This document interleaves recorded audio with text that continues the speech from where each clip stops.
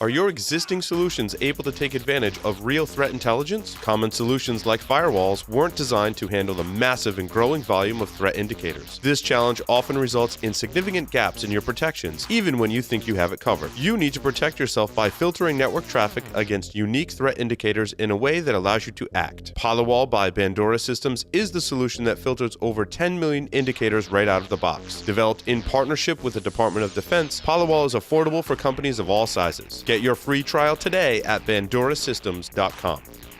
Rapid7 powers the practice of SecOps. Using shared data, analytics, and automated workflows, SecOps unites IT, DevOps, and security teams to make security an outcome of innovation. Rapid7 combines technology, expertise, and advocacy to drive vulnerability management, application security, incident detection, and log management for more than 7,000 organizations worldwide. Power up your SecOps practice with a free trial at rapid7.com/securityweekly.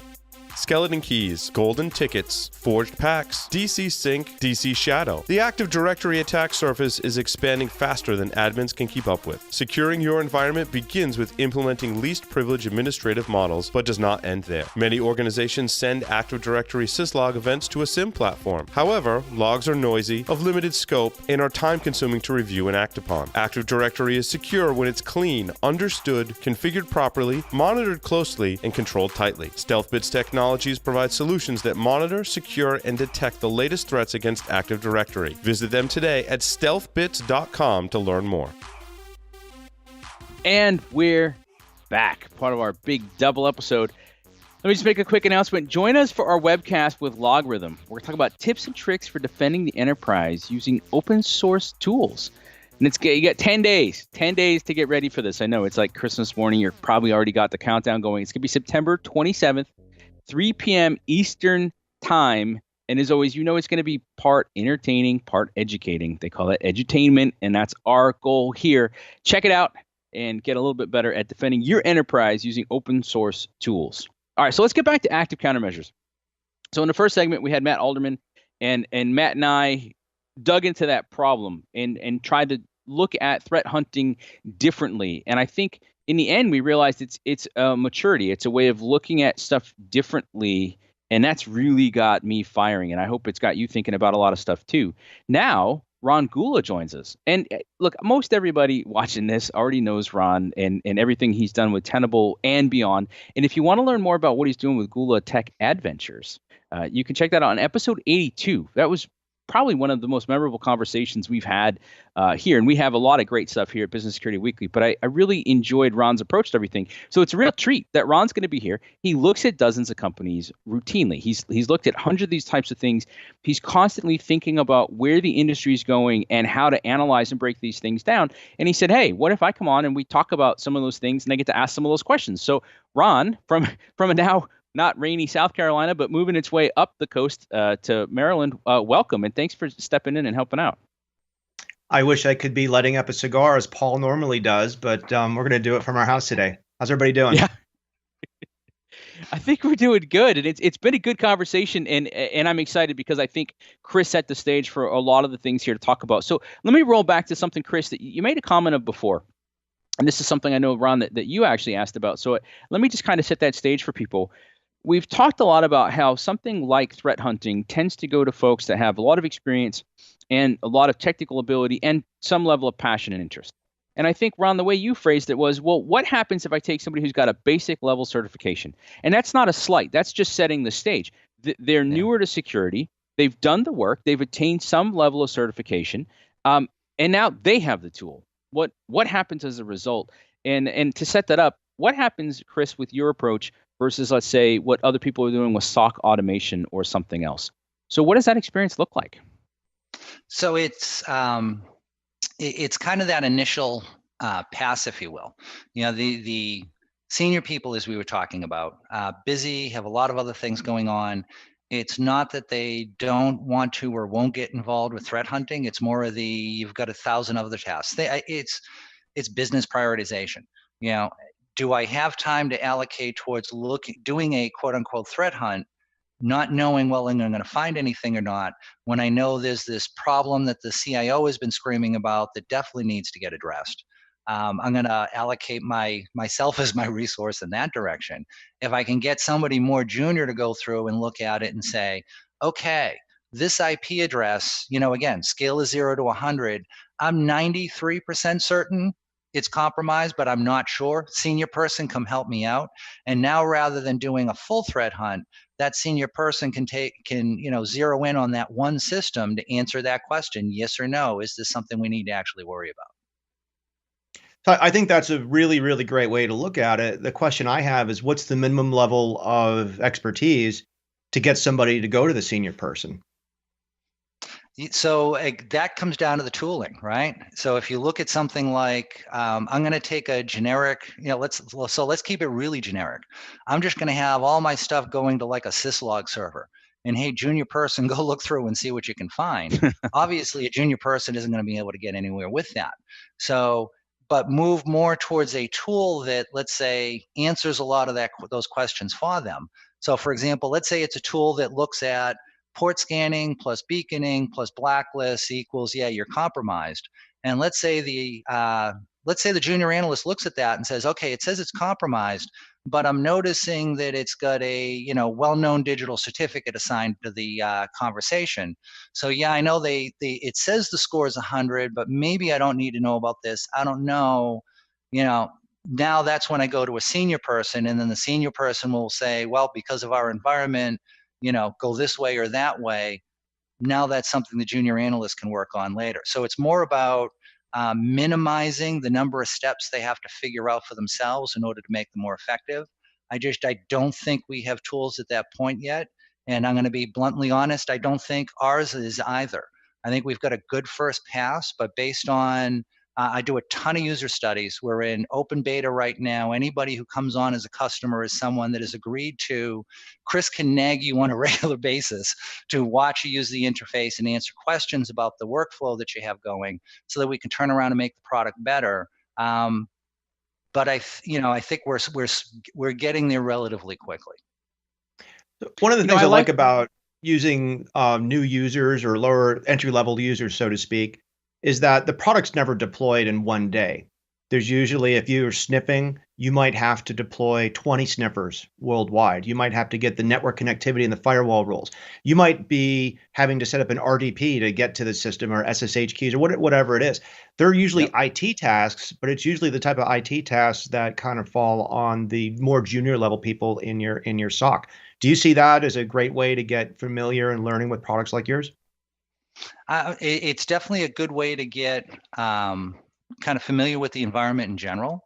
I think, one of the things with the product is you need to make it as easy as possible. So if there are things like, firewall rules, that's something that you need to be very clear about in the documentation. If there's something about connectivity to the boxes, that's something you almost want to try and incorporate into the product as much as you can yourself, just to try and remove as many of those barriers as you can. One of the things, so today we take bro logs and we parse those to derive a lot of the information that we use to figure out, are you compromised, yes or no. The problem with that, as you were just saying, Ron, is, hey, okay, so now if I've got 20 connections to the internet, I got to deploy 20 sniffers. Yeah, that's going to take a while. One of the things we're looking at incorporating is IPFix and NetFlow, so that it's a hardware-based configuration change as opposed to setting up a spanning port and some hardware, so that initial touch point is easier. Now, with that said, there's stuff we can get out of Bro that we can't get out of IPFix. Give you a perfect example. One of the things we do is when we identify it looks like one of your internal systems was beaconing with somebody out on the internet, we'll give you the fully qualified domain name of that system as well. But we don't give a PTR record lookup on the IP address, because that's going to be something generic. That might map back to a web server that's actually hosting 50 different web servers on it. You won't know which one of the 50, they were actually trying to get to. We actually look at the A record query that went out, and the IP address that came back as part of that match, or the quad A if it's IPv6, but we'll look at that match, and then that's what we actually go through and report in the interface. So that's something we can't do with IPFix. So it's kind of that catch-22. If we get a customer that wants to do IPFix, the deployment's easier. which sometimes makes allowing them to see this value in our product that much simpler. But to actually get full use of the product, you kind of have to go the spam port route. So I think it's that, how do you mix those two together in a way that's going to make it easy for the environment to roll out and get the maximum amount of data. In the previous segment, we talked about endpoint versus network, and I wanted to kind of dig into that a little bit, because right now it's pretty trendy to go with an endpoint solution. I mean, we're seeing a lot of deployments of Cylance, Carbon Black, CrowdStrike. I mean, Tenable, we have our own agent to do vulnerability assessment. Agents are kind of the rage right now, and they do things like leave the network. Absolutely. And if I could charge per protected host, yeah, I'd make a crap load more money than we are. I can totally see going with that model instead. I go back to ISS Real Secure. So when I was doing the Dragon IDS, Network ICE came out, and Bob Graham, he had a brilliant point. He says, look, when I put an agent on the endpoint, I'm actually sniffing on that endpoint, and I can see lateral movement. I can see pretty much 100% of the traffic versus just the gateways. And I thought that was a really good point to make to folks. What are your thoughts on that?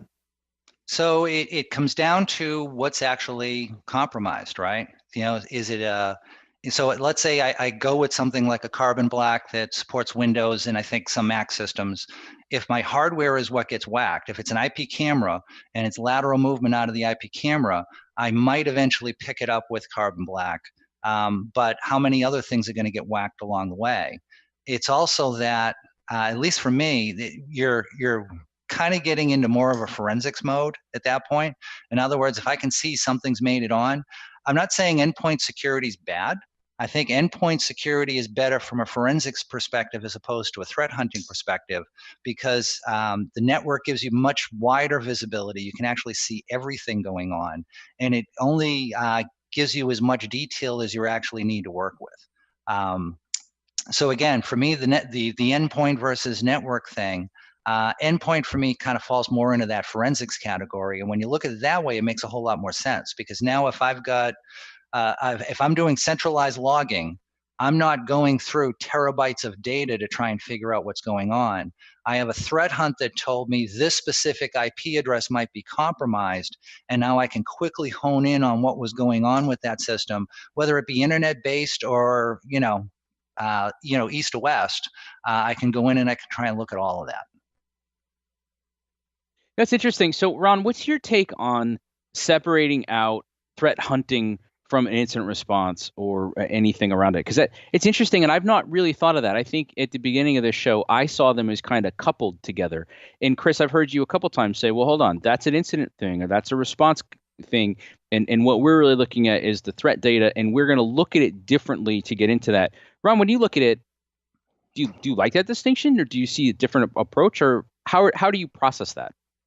Well, compliance has a really big issue in both of these. So threat hunting has nothing to do with GDPR, tracking user data. I mean, obviously you might sniff a credit card or something like that. But when you have an incident, when you actually have something that is something that's going to be reported to possibly your shareholders or the media, that's a completely different process than trying to look for something bad. So they are distinct.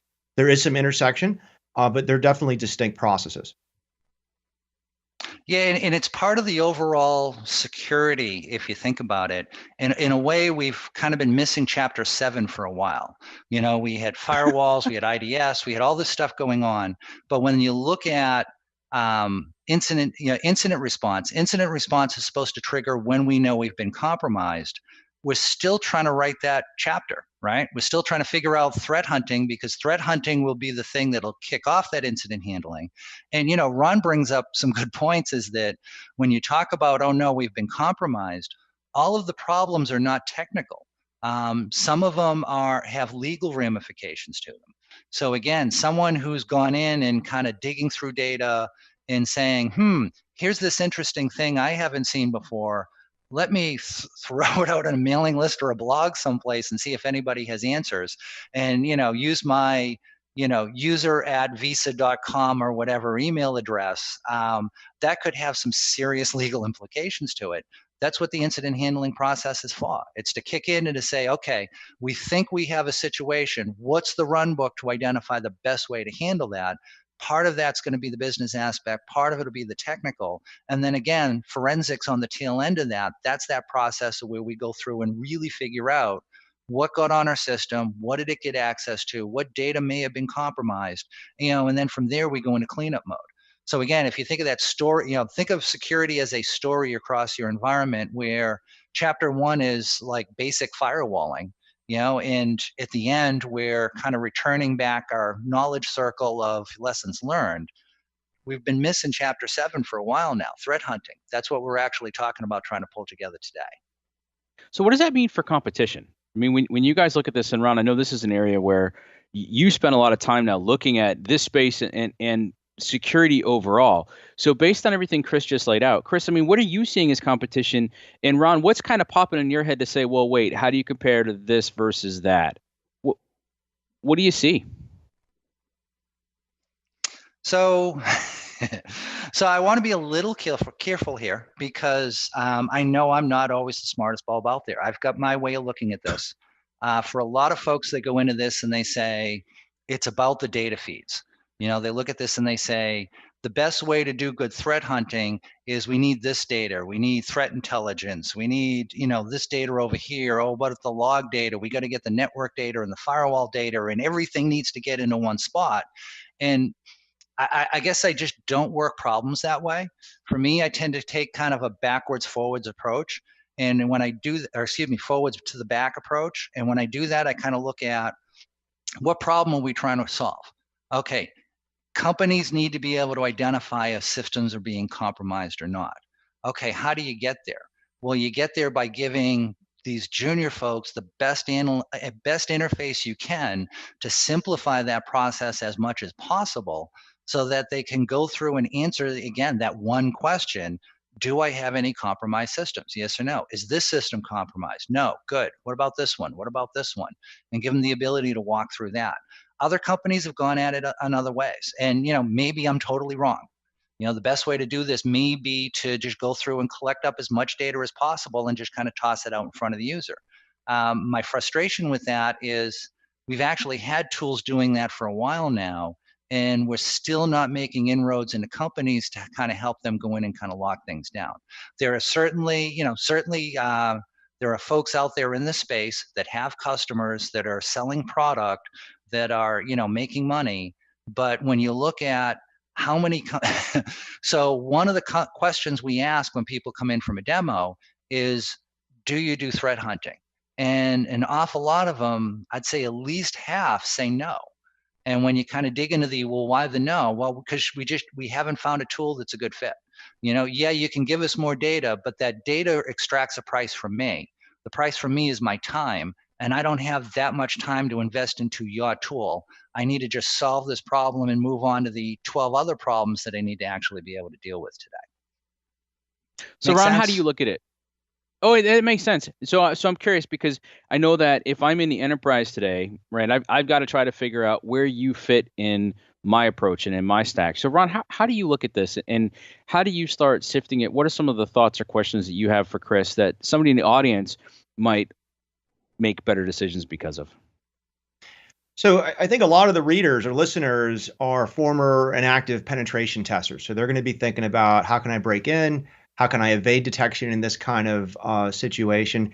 And it's really interesting to kind of throw that out there and start playing. Well, if I did this, would you detect it? If I did that, would you detect it?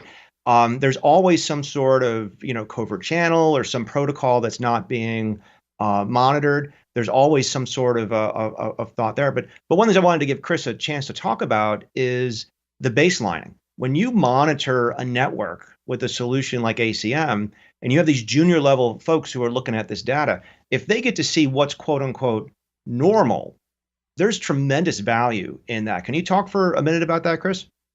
Oh, absolutely. Absolutely. So, yeah, that is one of the things that our tool does is it highlights characteristics that, let's say a general network tool may not necessarily bring to the table. Things like, are things performing, beacon-like behavior? Do you have connections that have been, held open for 4, 5, 6, 7 or more days now? That's stuff that we just don't normally get to see. The beacon one can be interesting just from the perspective of there are actually some legitimate, some it's, I'll say there's white, gray, and very dark tools that use beacon-like activity. One of the common, it's something everybody relies on is NTP. Network time protocol is part of my system figuring out, hey, do I still have the current time set? It's going to reach out every 15 to 30 minutes, depending upon which operating system it is, check with the time server, and then get that data back to see what the current time is. Well, it's going to do that exactly every 30 minutes or exactly every 20 minutes. That's going to look like a beacon, but that's normal and it's time, so that's okay. Then you get into things like, some of the cookies and web bugs that like Akamai sets. And that's one where you can look at it and say, that one's a little bit more gray. Is it evil and going to compromise your system? Well, no, but it's still tracking me and I might feel a little sleazy. So I might want to actually get that stuff off of my network too. Then there's the stuff that's actually, just bad. And you want to make sure you have visibility on that. But, part of my thing with, I will totally agree with you, Ron, that there are folks that'll kind of come up and say, oh, I'm going to try and figure out a way to get around this. And in fact, that's part of the fun with being associated with Black Hills, because they do red team testing, they do penetration testing. I constantly have, Joff, who does the Security Weekly shows as well as a bunch of other folks coming back and saying, hey, I think I found a way to kind of sneak around this. And I just keep coming back to over 50% of the people I talk to, and that's the ones that are concerned enough to even reach out on threat hunting because they recognize it as a problem. I think if you looked at the folks that don't even know it's a problem, that space gets even bigger. So I'm going to throw out a round number based on my experience with no solid data points to back it up. But let's say 65% of the networks out there to 70% of the networks out there today don't do any threat hunting at all. Well, that means you could use something as old and obvious as VS Agent and totally own that home network and they'd never see it because they don't even look at it.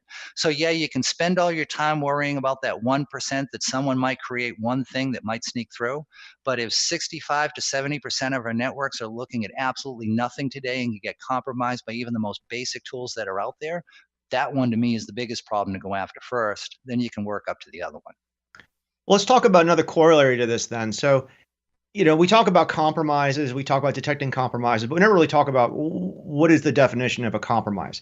And a lot of times when people sit down and write it, they actually come up with something that looks a lot like a compliance policy. Who's authorized to do this? What software is authorized to run? Basically a whitelist definition of all your network connections, all your software, all your users, and that sort of thing.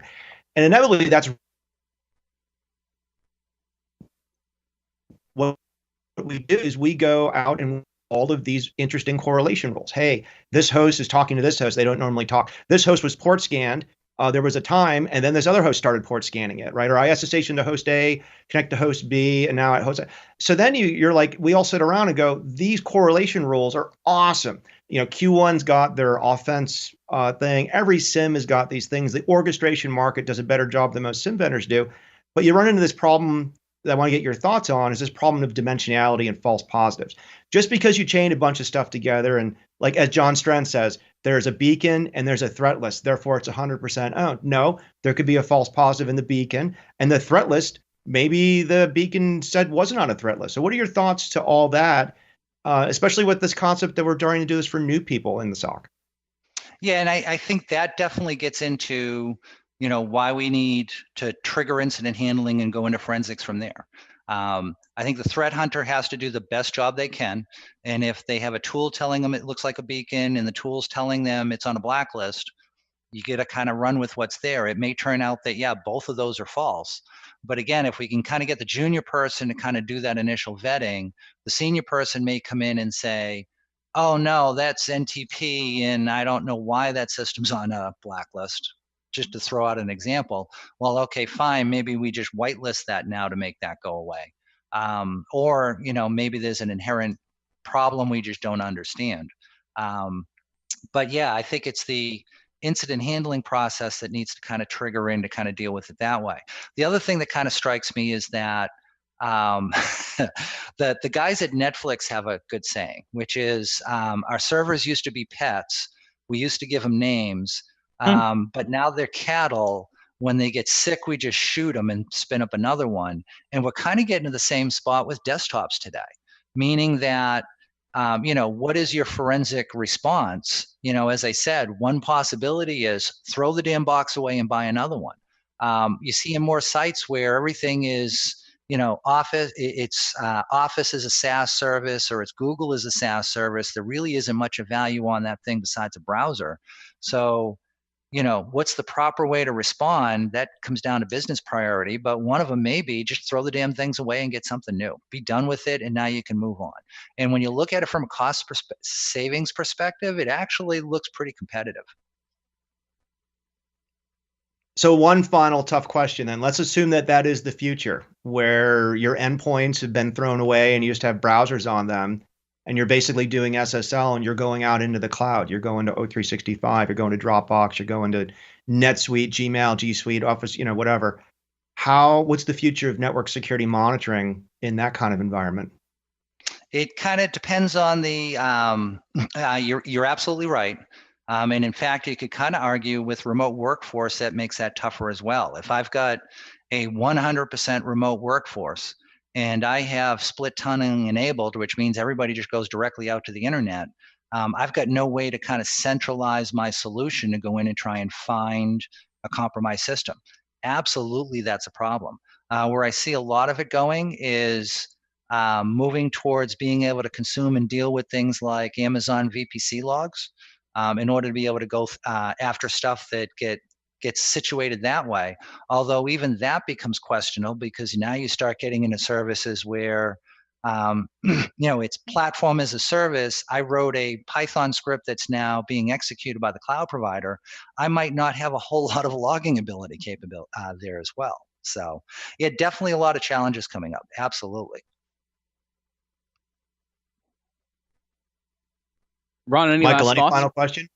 Yeah, no, I mean, I'm mostly in like note taking and figuring it out mode, and I was curious if there's anything else that came to your mind. But it sounds like we've wrapped it up, and I know we're gonna wrap this segment. So, Ron, thanks so much for joining us. Chris, thanks so much for your candor.